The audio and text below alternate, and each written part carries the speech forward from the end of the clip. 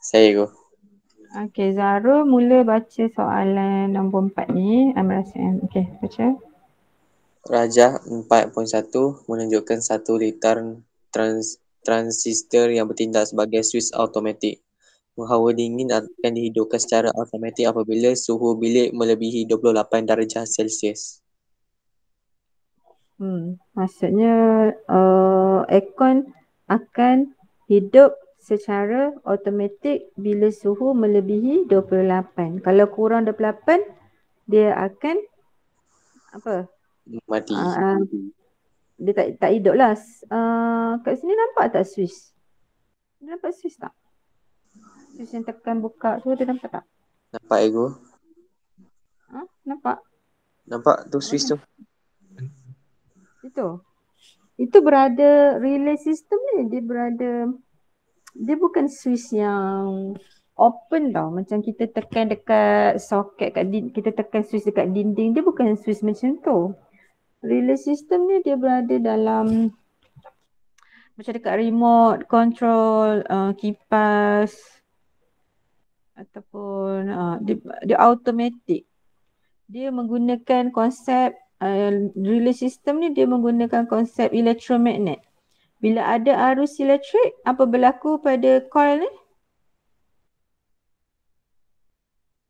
Dia akan jadi magnetize. Dia akan dimagnetkan. Bila ada arus elektrik lalu, kegelung tu akan dimagnetkan. Menjadi magnet lah. Elektromagnet. Magnet sementara.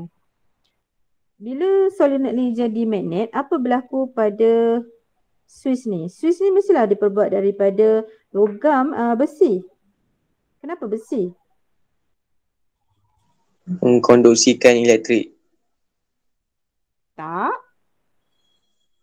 Iyalah mengkonduksikan elektrik. Tapi apa hubungan magnet dengan besi? Boleh tarik. Yes. Magnet ni dia akan tarik besi ni. So, Swiss akan tertutup dan arus akan mengalir. Faham? Faham tak konsep Swiss geganti ni? Dia menggunakan elektromagnet. Faham ke tak? Faham. Okey, tapi mestilah ada arus yang masuk. Okey, mestilah ada arus yang masuk. Dekat gegelung tu. Macam mana nak bagi arus masuk? Kalau awak tengok litan ni, macam mana nak bagi arus masuk?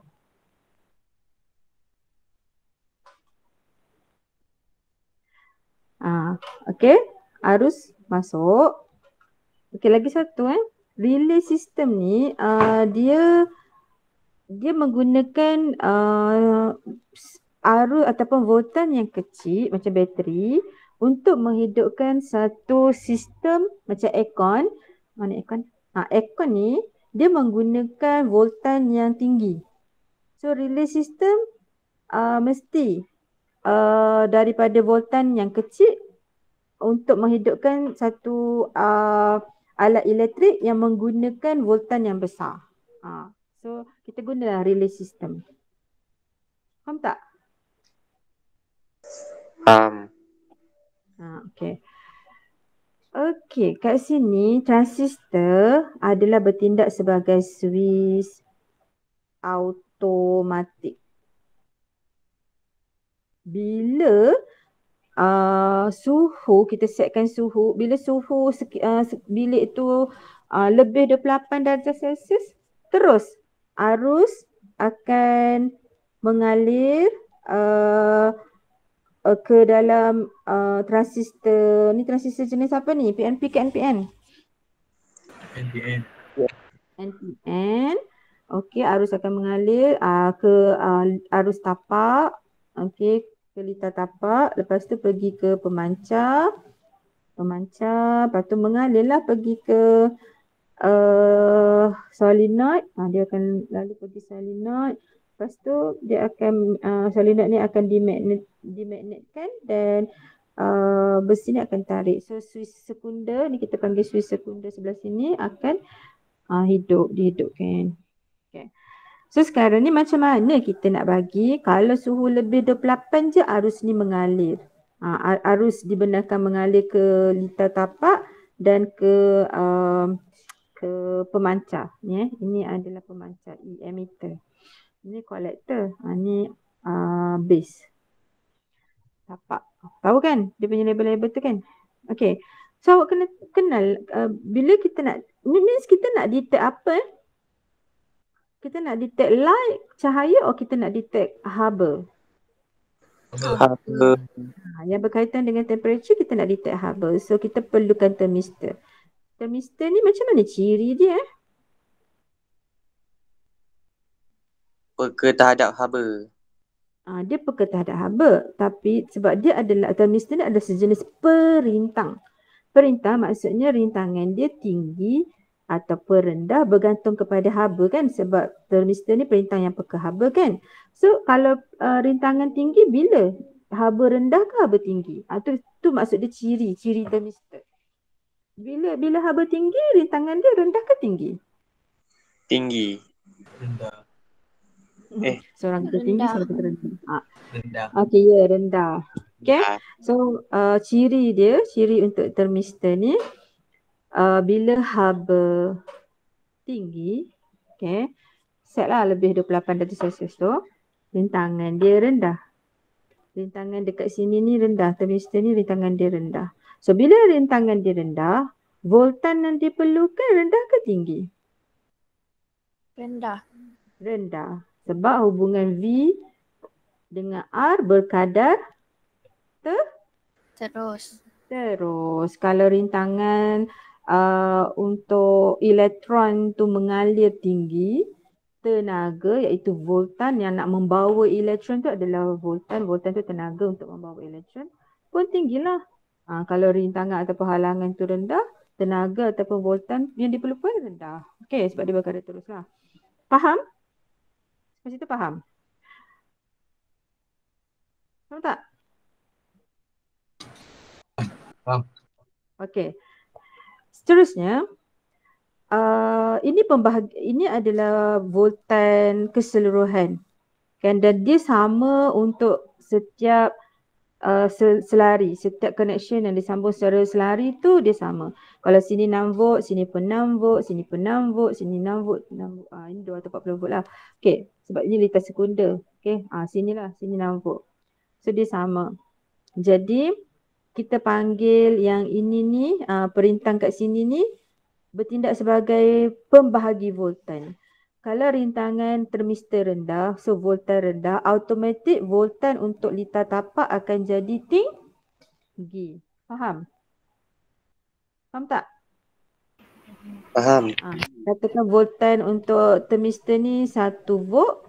Jadi berapa voltan untuk litar tapak? Berapa? Kalau voltan thermistor 1 volt je diperlukan, berapa voltan untuk litar tapak ni? Berapa? 5. 6 tolak 1, 5. Faham tak? Cikgu lagi sekali. Okay. Kan voltan keseluruhan 6. So kalau voltan dekat atas ni untuk thermistor ni 1 volt. So voltan litar tapak ni berapa? Tolaklah 6 tolak 1 dapat 5. Sebab dia sangat kuat ni. Okey, sebab perintang dekat sini bertindak sebagai pembahagi voltan. Dia akan membahagikan voltan yang total ni mengikut rintangan dia. Kalau rintangan kat sini tinggi, voltan yang diperlukan tinggi.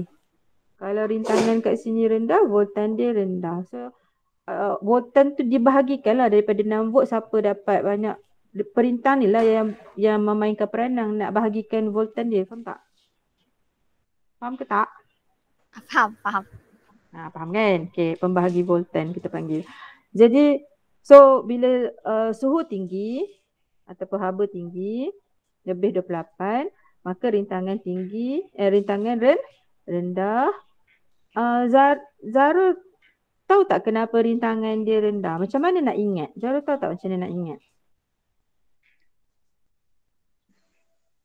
Okay, saya ingat Saya ingat macam ni tau.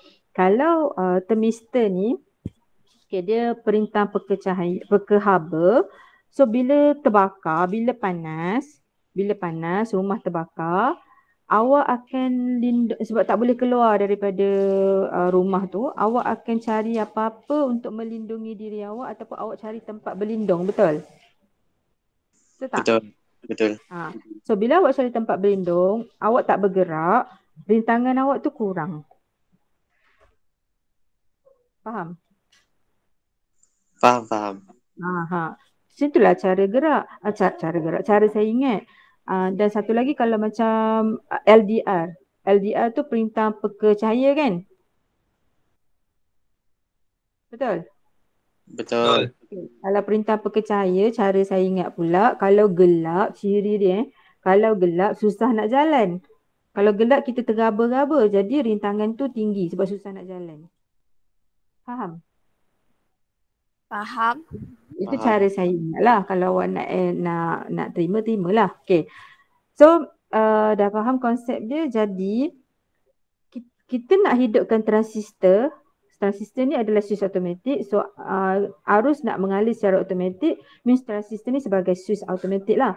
Okay, jadi kena voltan tapak ni, voltan base voltage ni, voltan tapak ni kena tinggi. Supaya dia menghasilkan arus tapak base current yang tinggi. Sebab voltan sama dengan arus darab rintangan. Apa hubungan arus dengan voltan? Berkadar terus. So bila voltan dekat bawah ni diagihkan tinggi, sebab voltan kat atas ni rendah, so automatik voltan kat bawah jadi tinggi. So dia akan menghasilkan arus tapak yang tinggi. So bila arus tapak tu tinggi, dapat mengatasi rintangan dekat sini.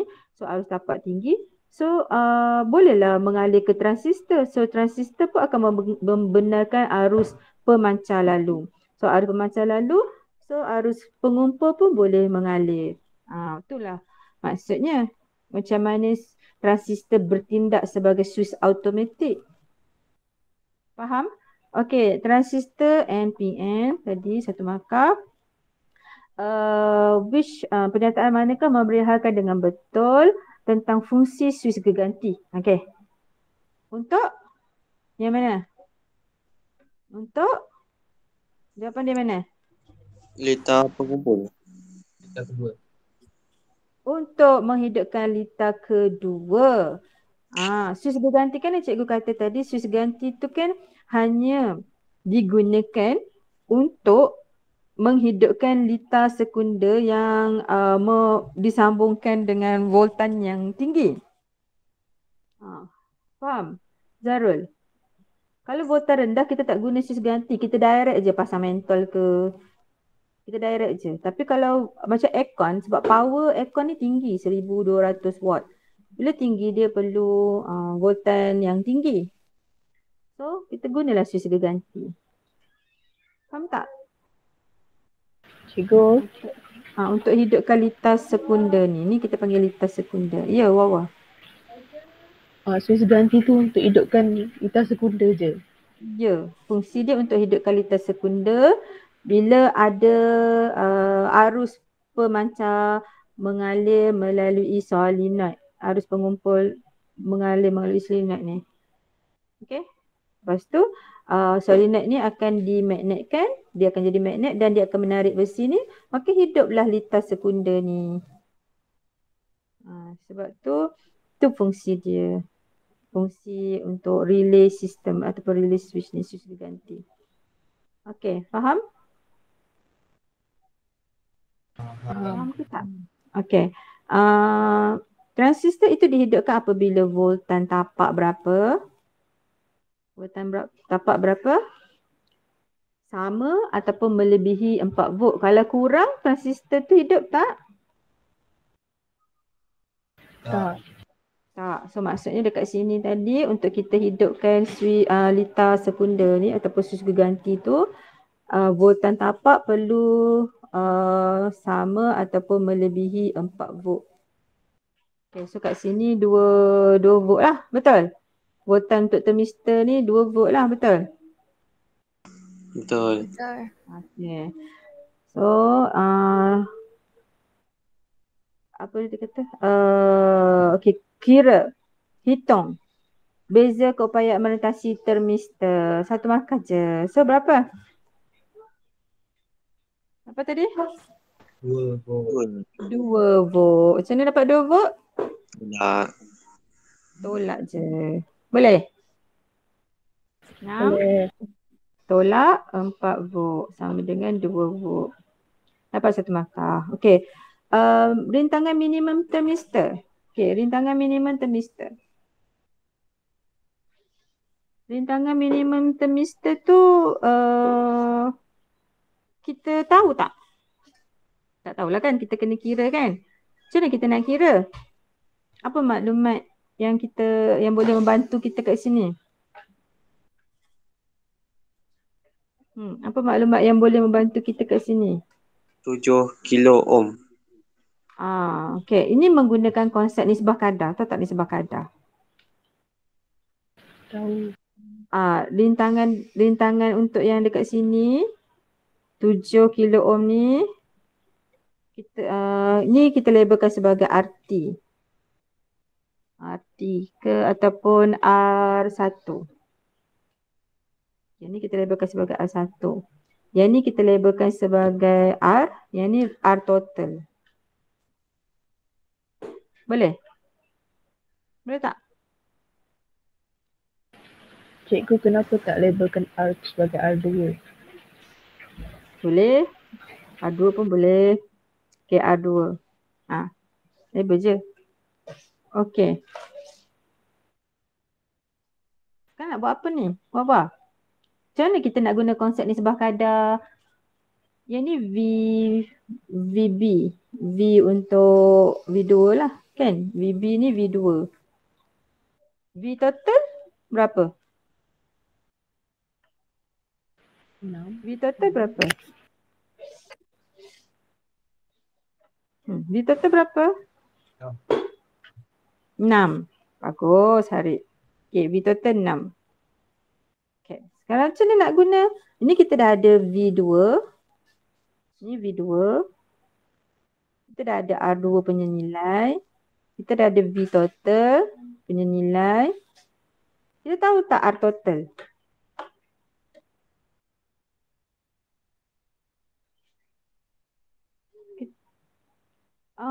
Faham tak macam mana nak guna nisbah kadar ni? Tak faham. Ini tak faham. Ini tahu kan 4 volt tadi kan? Tahu. 4 volt. 7 ohm. V total 6 volt.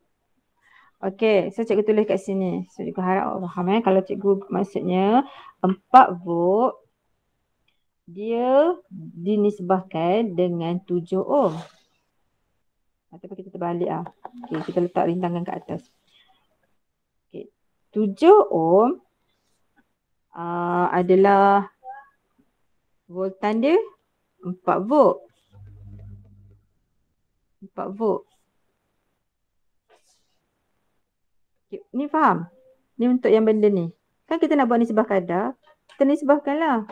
7 ohm dinisbahkan dengan 4 volt ni. Okay, sama dengan 7 ohm tambah R termistor. Kalau cikgu buat RT ni just boleh macam tu. Lepas tu bahagi, sebab ini total. R termistor campur dengan yang ini kita dapat R total kan? Ni adalah R total, betul tak? Rintangan jumlah. Betul tak? Betul. Okay. Kita bahagilah dengan voltan jumlah. Voltan jumlah kita 6 volt. Nampak tak cikgu buat perkadaran tu? Boleh nampak tak? Nampak. So kita tulis kat sini. Mari kita buat. Okey, apa cikgu? Macam ni tadi? Buat balik? Jarul buat balik? Ataupun siapa-siapa buat balik? Dia punya tu? 7 ohm. 7 ohm. Ohm per 4 volt. 7 ohm bagi dengan 4 volt. Okey. Sama dengan 7 ohm tambah R T Artemistor. Artemistor. Bahagi dengan apa? 6 volt. 6 volt. Bagus. Sekarang boleh tak cari R total? Boleh. Berapa? Kira. Berapa dapat R total dia?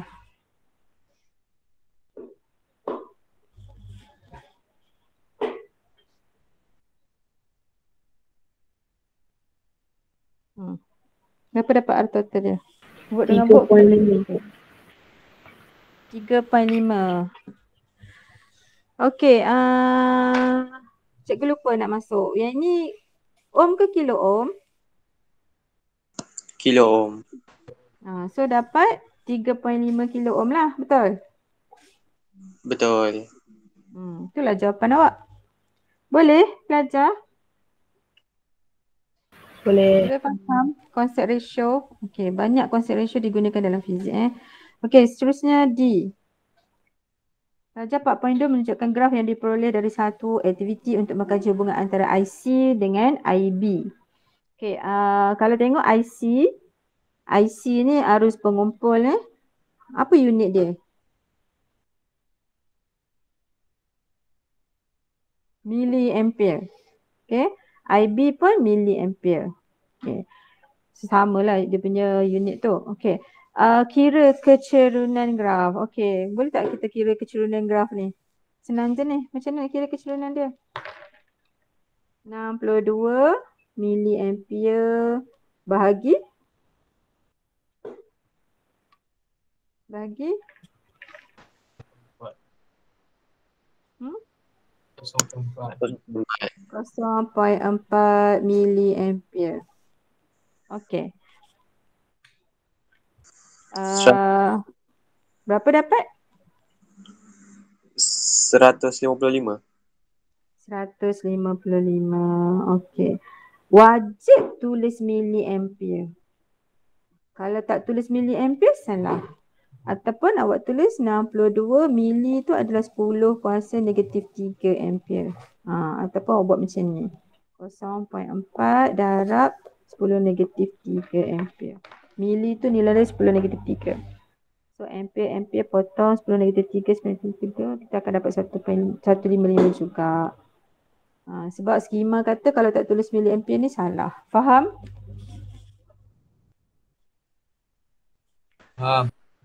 Okey, seterusnya. Apakah kuantiti fizik yang diwakili oleh kecerunan graf itu? Kecerunan graf tu. Apa kuantiti fiziknya? Okey, sepatutnya kan ini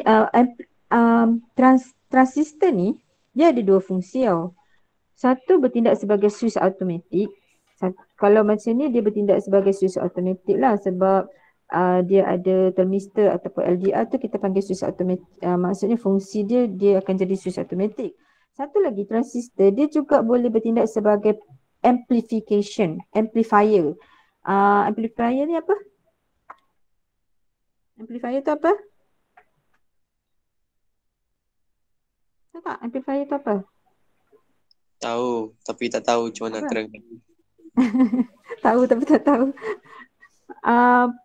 Pembesar. Okey, kalau saya Google kat sini transistor as amplifier. Transistor. Okey. As amplifier. Okey. Dia ada dua fungsi untuk transistor ni. Satu as automatic switch, satu lagi as amplifier. So kalau letak as amplifier, dia macam ni. Ni complicated sikit-sikit.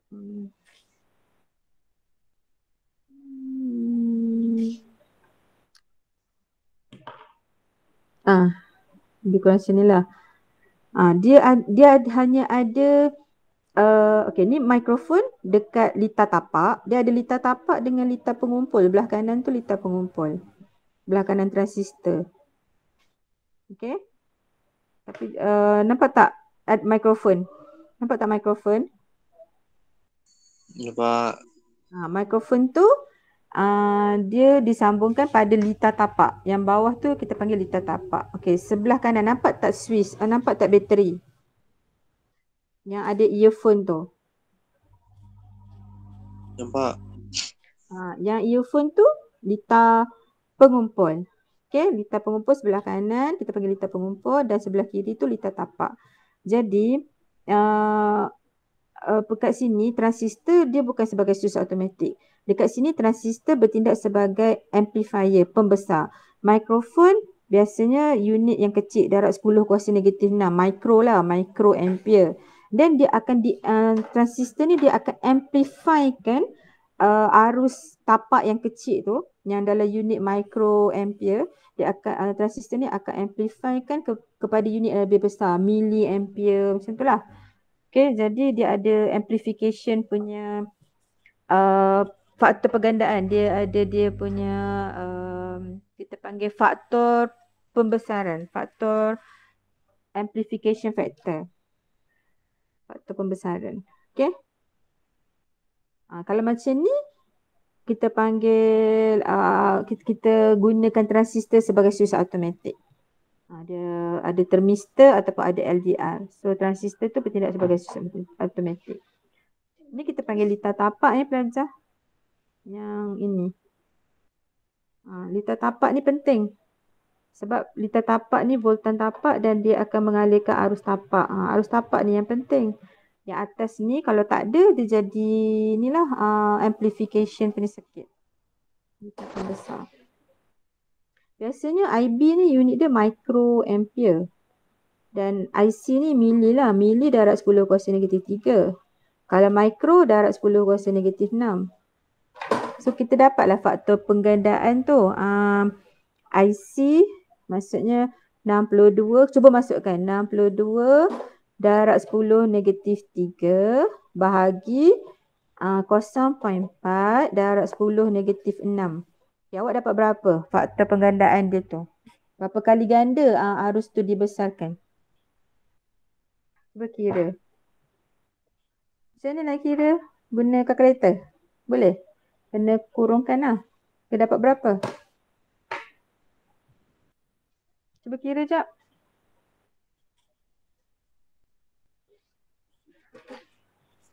Itu 6.2 ke cikgu? 2? Itu tak saya tanya tu. Itu 6.2 ke cikgu ke 62? 62. 62. Kita guna yang ini. 62. 62. 62 darab 10 negatif 3 bahagi 0.4 darab 10 kuasa negatif 6. So, berapa kali ganda dia dibesarkan arus tu? Faktor penggandaan dia berapa? Ni ampere kita slash lah sebab tu dia tak ada unit. Faktor penggandaan dia tak ada unit. Berapa? Saya dapat 155,000. 155,000. Yang lain kira dapat tak? Sama. 155,000 kali ganda. 155,000 kalau buat dalam bentuk standard 155,000. Macam tu? Itulah dia dibesarkan. Maksudnya faktor penggandaan dia berapa kali ganda dia dibesarkan arus tu. Okay. B. Selain digunakan sebagai switch automatik, nyatakan fungsi lain bagi transistor. Baru je cikgu cakap tadi. Sebagai? Amplifier. Sebagai pembesar arus atau pembesar suara. Amplifier tu pembesar. Pembesar arus ataupun bunyi. Speaker tu lah. Macam speaker tu memang kita guna konsep ni lah. Okey, nombor 5. Ajar 5.1. Okey, soalan nombor 5, nombor 6 mesti construct perbandingan ya. Sebab dia bagi dua gambar. Okey, daripada sini 5.1 dia kata sebelum ombor bekas gas ditolak ke dalam. 5.2 selepas ombor bekas gas ditolak ke dalam. Jadi kita tengok kat sini ada beza dia dan kita tengok kat sini pun ada beza. Ini pun boleh ubah manipulasi dan ini pun boleh ubah bergerak balas. Yang biasanya kalau ada alat pengukur tu bergerak balas lah. Okey. Berdasarkan rajah 5.1 tandakan right pada jawapan yang betul dan dalam kotak yang disediakan. So tolok Borden mengukur apa? Tekanan? Tekanan gas. Kenapa ni? Ni semua gas lah ni dalam ni. Okey, tekanan gas. Gas pressure. Okey, compare bandingkan berdasarkan rajah 5.1 dan 5.2 bandingkan isi padu gas di dalam bekas. So isi padu gas. Cepat jawab. Siapa nak jawab? Isi padu.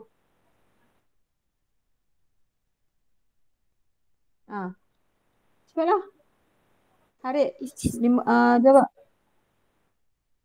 Isi padu gas 5.1 lebih besar daripada 2.2. Okey. Paling malas sekali kalau malas sangat kan. Kita buat simbol je lah. 5.1 besar 5.2. So dah dapat markah dah. Okey, lepas tu bacaan tolok Borden 5.1 dengan 5.2. 5.1 macam mana? Lebih kecil. Okey, Zarul. Lebih kecil. Okey, so buat simbol 5, kalau start 5.1 semua 5.1 lebih kecil daripada 5.2. Okey, lepas tu number of gas molekul kira sama tak? Kira sama tak? 1, 2, Sama-sama. 5, 6, 7, 8. 1, 2, 3, 4, 5, 6, 7, 8. Sama. Dia mesti constant the same molekul gas tu mesti sama. So tu constant variable. Okey. Lepas tu hubungan antara isi padu dengan pressure atau pembacaan. So kita kaji yang nombor 1 dengan nombor 2. Apa hubungan dia? Kadar songsang. Okey, untuk kertas soalan struktur, you guys boleh tulis berkadar songsang. Tapi kalau dalam esei tak boleh. Dalam esei kena buat semakin-semakin. Struktur tak apa. Faham tak? Okay. Faham ke tak faham maksud cikgu ni? Esei kalau konstruk perbandingan ni kena buat semakin-semakin. Semakin apa? Semakin bertambah isi padu. Semakin bertambah isi padu gas. Di dalam semakin berkurang. Semakin berkurang bacaan. Tolok Borden. Okay, good. Prinsip. Okay, tak pasang, tak tengok pula dia punya ni. Okay, P dengan V. Prinsip apa ni? PVT. Kalau gas je, buat PVT ni. B, C, G. Huruf B dulu, lepas tu huruf C, lepas tu huruf G. So, kita melibatkan yang mana ni? V dengan P. Yes. Okay, so. Apa tu? Apa? Boil. Macam mana je? Betul tu boiler. Boiler. Ada S ke? Tak ada S ke? Ada apostrophe ke? Tak ada apostrophe ke? Salah je terus satu markah. Ada S. Ya. Boil. Ada macam kalau sebut apostrophe boil. Macam sikit. Lidah tu angkat sikit. So kat sini lidah terangkat sikit. Cara nak ingat lah. Okey, boleh. Menggunakan teori kinetik molekul, terangkan jawapan anda pada 5C. So, teori dia berapa markah? 2 markah. Okey. So, ikut susunan. Terangkan jawapan 5C2. 5C2 ni lah hukum Boyle ni. Okey, yang menyatakan pressure dengan volume berkadar songsang kan? Okey, so macam mana? Kalau ikut dia punya situasi ni, bila awak bila isi padu berkurang, isi padu ruang ataupun isi padu bekas ataupun isi padu gas tu berkurang, bilangan molekul, alamak tak nampak. Bilangan molekul per per isi padu tu akan jadi the number of molecules per unit volume. Volume Tambah. kecil. Bertambah. Okay. Volume isi padu tu kecil. Jadi dalam ruang yang kecil tu dalam ruang yang kecil, okay, bilangan molekul tu bertambah. Okay. So, bila dia maksudnya, contoh macam ni. Awak bayangkan kelas awak tu, okay, ada 30 orang kan. Lepas tu, saya tolak awak semua, 30 orang tu, pergi ke satu penjuru. 1/4 bilik awak tu. Saya tolak awak semua gerak ke situ. Macam mana keadaan awak? Belanggar kerap ke belanggar tak kerap? Belanggar kerap. Kadar pelanggaran antara gas molekul tu dengan dinding bekas, dengan diri sendiri pun akan bertambah. Tekanan ni, pressure adalah force per unit area. Daya per luas permukaan. Daya pula ialah MV tolak MU bahagi T. Inilah pelanggaran kadar perubahan momentum.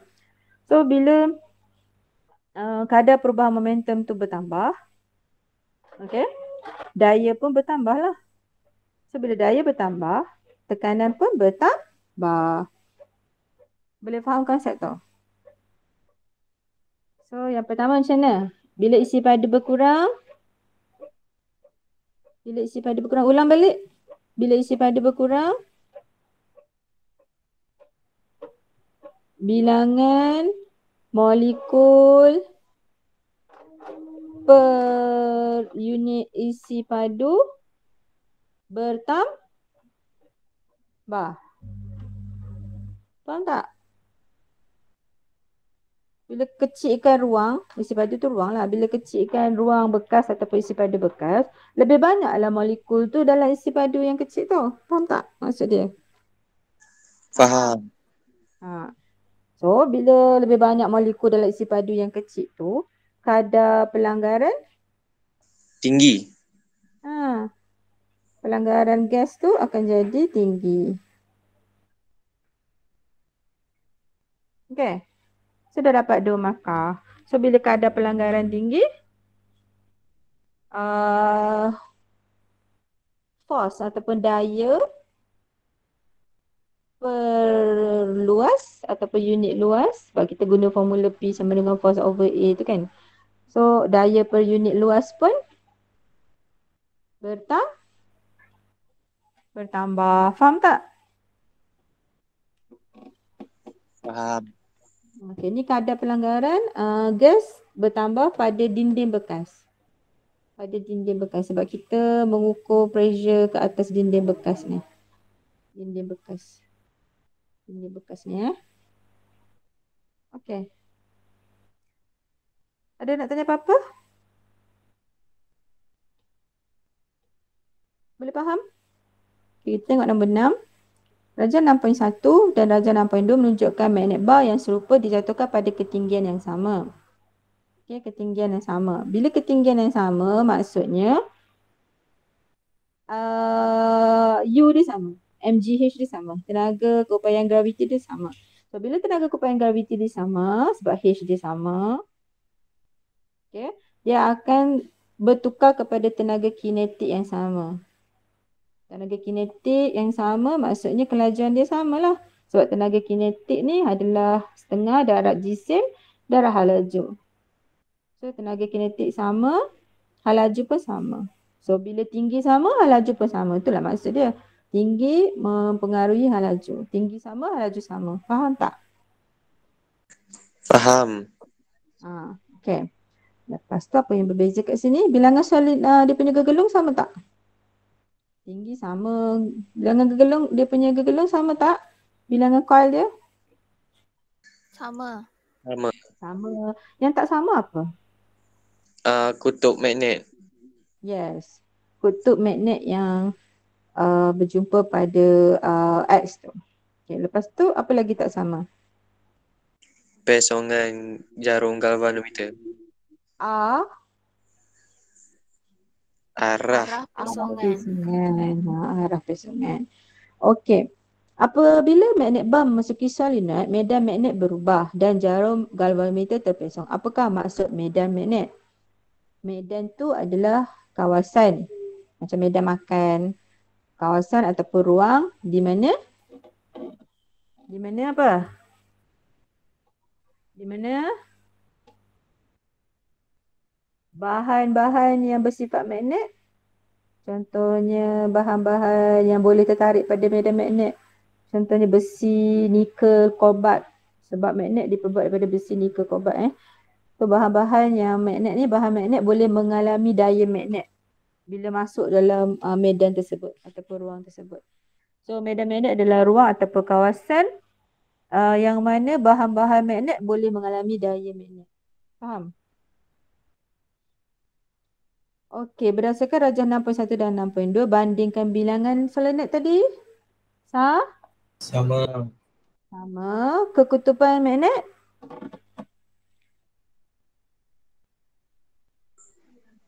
Orang buat Yang ayat. ini kita buat ayat 6.1 kutubnya. 6.1 kutubnya kutub apa? 6.1 kutub magnet yang masuk ke X ialah kutub selatan. Tulis pula apa yang awak nampak. 6.1 kutub selatan. Masuk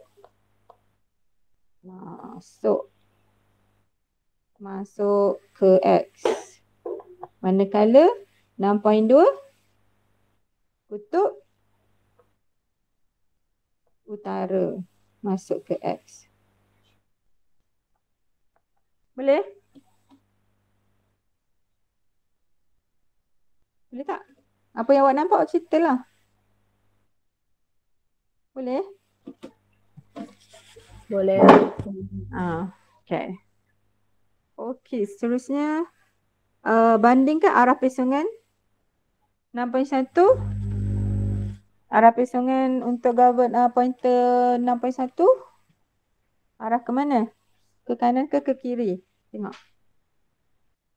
6.1 arah ke kanan. 6.1 arah kanan. Tulis 6.1 pesongannya kita bila tanda ni kita ambil keyword je. Pemeriksa ambil keyword. Yang penting ada 6.1 arah kanan dan 6.2 arah kiri. Sebab soalan ni dah nyatakan dah arah pesongan. So tak perlu tulis arah pesongan pun tak apa. Sebab memang pemeriksa akan cari keyword je. 6.1 arah kanan. Tu yang paling ni lah. Okay, dan 6.2 arah kiri. Okey, hubung kait kekutuban magnet yang memasuki solenoid kutub tu tadi utara selatan tu dengan arah pesongan. So macam mana hubung kait dia tu? Bila kutub magnet yang masuk ke solenoid tu selatan, kita ambil salah satu je. Okay. Kalau ambil 6.1, ambil 6.1. Cerita pasal 6.1. Ambil yang tu je. Apabila kutub magnet tu kutub selatan masuk ke X, pesongan galvanometer arah ke kanan. Ambil satu je untuk buat conclusion dia ataupun hubungan dia. Boleh tak? Boleh. Okay. Salah satu. Okay, hubung kaitkan kekutuban solenoid dengan arah dah. Okay. Kat mana aku tulis tadi? Okay. Kemudian berdasarkan rajah 6.1 nyatakan kekutuban pada X. Apa tadi? Selatan. Kan? Betul. Selatan. Namakan hukum yang digunakan untuk menentukan kekutuban X.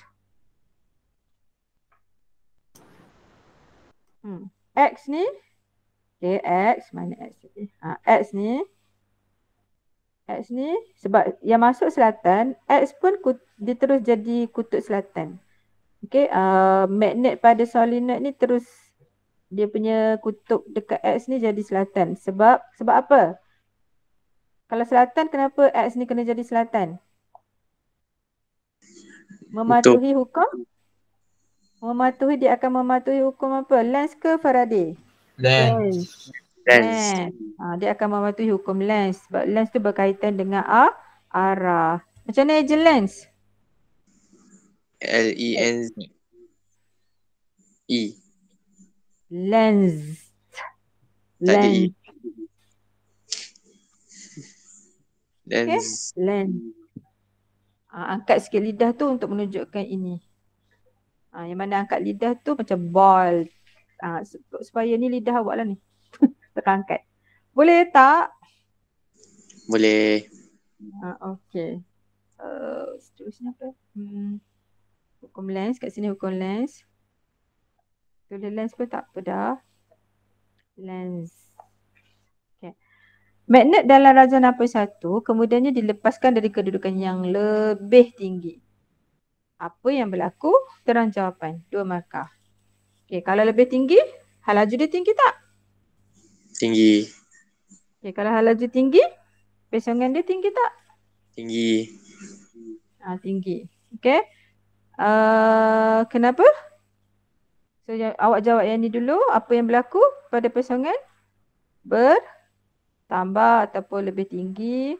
Ataupun tinggi. 1 markah. Lepas tu, jelaskan reason dia tadi. Cikgu kata apa? Kalau lebih tinggi? Laju. Lebih laju ataupun laju bertambah. Okey, boleh? Boleh. So, bila hal laju bertambah, lebih laju, maka lebih banyak pemotongan medan magnet. Bila lebih banyak pemotongan medan magnet, pesongan jarum galvanometer pun akan lebih besar lah. Arus yang terhasil tu, arus aruhan tu. Okey? Boleh?